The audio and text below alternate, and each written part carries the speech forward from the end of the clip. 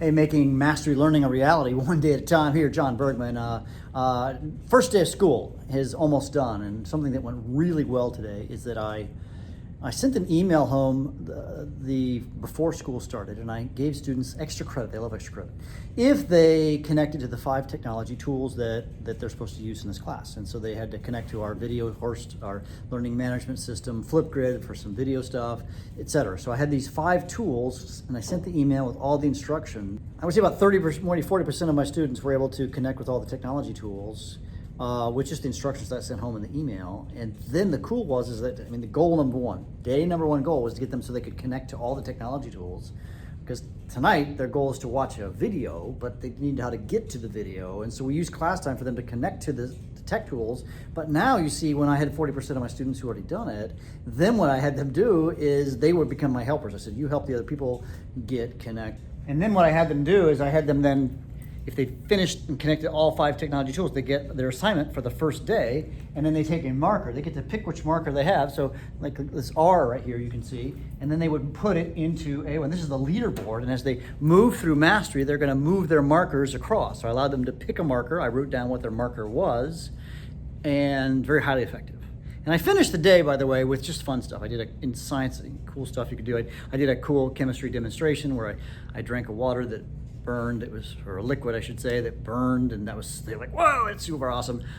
In physics, we had them build a launcher. So there's just fun things to do. So it wasn't just all about the logistics. And the other sort of big pro tip is I actually did not read the syllabus. I didn't talk about mastery. What I did is I made sure they knew how to get to videos that I'd created on how to do mastery. What is mastery? Why mastery? Those videos, I just wanted them to have access to those so that tonight, when they're still excited about school, right? First day of school, they're gonna watch these videos, and then tomorrow we're gonna debrief and have conversations about what it is that they need to do in a mastery classroom. They're gonna ask lots of questions tomorrow. This has been my experience over the years, and I want them to do that. But instead of me, droning on at the front of the room, what I'm able to do is have that conversation tomorrow, because even as I speak, I'm sure some of them are interacting with that through our video platform tool called Perusall that they're gonna use. So a good first day, and notice I'm setting it up for mastery. I'm gonna spend this first few days of school, maybe week or whatever, spending time teaching them how to work in a mastery setting.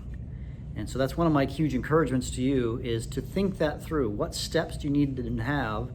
I'm not making an assumption they know how to watch a video. I'm not making an assumption that they know how to access the technology tools. I'm not making a lot of assumptions at all. So I want to spend the time teaching them how to learn. I want to teach them how to take Cornell notes eventually. It's in a couple of days. I'm thinking through that. So my encouragement to you, as you set up your mastery classroom, or any classroom for that matter, is to think through what it is that you need to do to set it up. And the other thing I'm spending some time on in these days, and these plannings, I'm working on practicing their names. I've given them an assigned seat. They're sitting at their assigned seats. Eventually they're going to be up and around. That's part of the goal. But in their assigned seats, then I can know. I can memorize spatially, something about the way my brain works.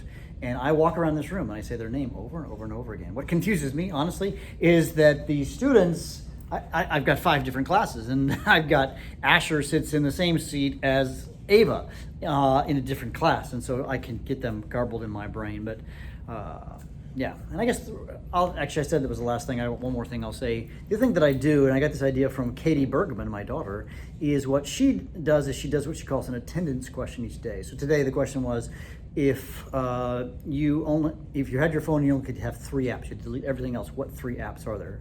And what I do is I call out their name. I did it in alphabetical order this time, and I call out their name, and I'm taking attendance. But I'm also kind of looking at their face while they're doing this, and I'm trying to sort of memorize their face. And I was just literally just trying to get to know them. Sometimes apps I'd never heard of, so I was like, what's up with that? Well, I said, I like Netflix, so what's your favorite Netflix show? So it's just kind of that get to know, it comes down to good teaching, comes down to making and developing relationships with students and connections.